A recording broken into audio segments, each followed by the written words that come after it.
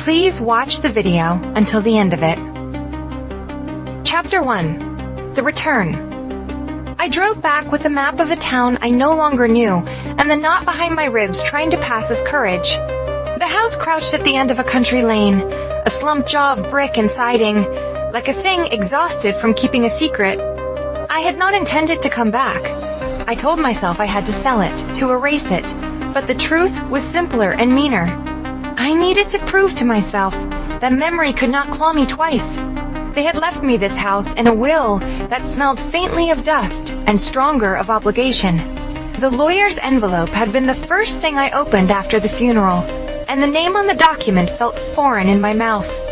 I slid the key into the lock with a patience I did not own. The door protested and opened. Air from the past poured out old heat, candle smoke. A cloying sweetness of laundry detergent that didn't belong to any detergent I use now. It carried a sound, too. A thin, almost inaudible scraping, like someone turning a nail in a wall. I told myself it was the pipes. I told myself 1,000 small lies to cover the bigger one, that I would not listen for it. Chapter 2. The Dolls in the Hall. The hallway had not been emptied. A cluster of porcelain faces sat on an old bench, eyes glazed and small hands folded in laps. I had never liked those dolls as a child. Now, as an adult, their silence felt accusatory. I ran my fingers along the back of one head. The paint flaked, revealing the dark grain beneath. I found her bedroom intact.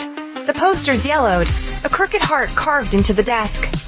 I had once believed the house was a shelter. Instead, it had been a stage. Memory played its old, real laughter, the clumsy games we had invented to chase away fear. The way we built forts of blankets and pretended safety existed if we hid well enough. I remembered, too, the night that unspooled the rest of my life. Shadows in the doorway, low voices like wet cloth dragged over glass, the smell of cheap cologne that burned my nose. I did not see their faces now, only the after-image.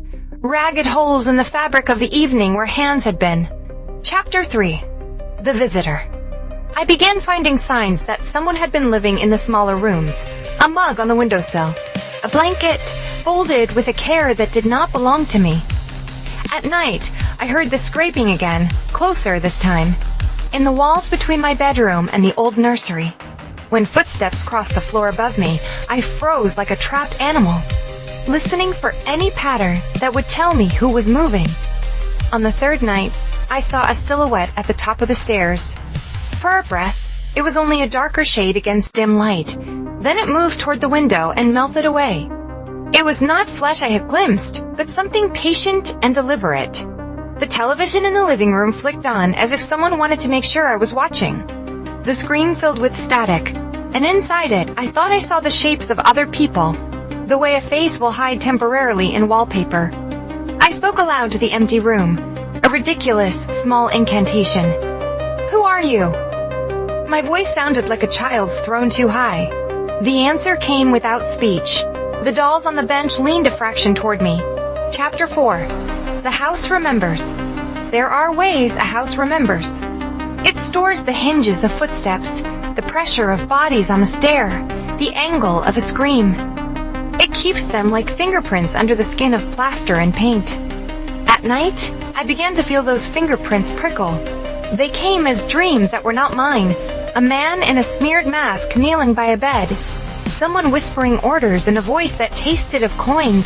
Hands that found mouths and pressed them until they reshaped breath into a sound, like a small animal trying to find air. When I woke, my throat hurt as if I had been the dreamer. My reflection in the cracked mirror had the wrong face for a moment. A younger version of me with a corner of terror still tucked in her eyes. I wanted to leave, but I was tethered to the need to catalog, to enumerate, to turn every memory into an object I could place on a shelf. If the past had a shape, I thought, I would catch it, and then it would stop reaching. Chapter 5. The Other Woman. I was not the only one who could not be trusted to the light. In a small, locked closet under the stairs, I found a trunk, and inside the trunk, a stack of photographs and a journal with handwriting I did not recognize. The images were of me, No, not the me who lived now, but the girl I had been, frozen mid-smile, standing beside another woman with hair like river oil and a smile that did not include the eyes. The entries in the journal were written in a sharp, meticulous script that described games and bargains made in whispers. She listens, one line read. She promises to keep everything quiet if we keep her fed with the quiet parts. The words made my skin ripple. I thought of the silhouette at the window, of the static on the TV, of a presence that needed to be fed not by food, but by something more fragile. Attention, fear, confession. That night, the house settled in a way it had not before, like a long-held breath released. The temperature dropped a degree and then another. My teeth chattered in the dark. Something knocked, slow and patient, on the inside of my skull. I found myself answering, telling it the same stories I had told no one, offering them like coins. The knocking grew louder. Chapter 6. The Reckoning. I realized then what the house required. It wanted a witness who would never stop watching. It wanted me to become the ledger that kept its accounts. Every confession I made to the dark placed another doll on the bench, another photograph in the trunk. The more I confessed, the more the presence recoiled and then settled, like a predator lulled by the rhythm of its prey's breathing. I tried to leave once. I packed a bag and walked to the car, but the lane twisted in a way I did not recognize. The town's lights folding into each other like a map erased by grief. The house had rewritten the world outside to keep me within reach. I returned to the porch as if pulled by a string. In the kitchen, the radio clicked on with a voice that said my name, as if it had been waiting a lifetime to pronounce it. My hands trembled as I flipped through the journal, searching for a loophole, a line that would absolve me from this ledger. I found nothing except the handwriting that grew more frantic toward the last pages, ink blotted by tears or rain. If she hears us, she will keep us, it said, and beneath it, tell her the truth. Tell her everything. Let her be the witness, and let the witness burn. I lit a candle. I placed it on the table and set the journal before me. For the first time since I had walked back through that front door, I stopped pretending. I told the house the whole story. How we believed in forts and whispered bargains.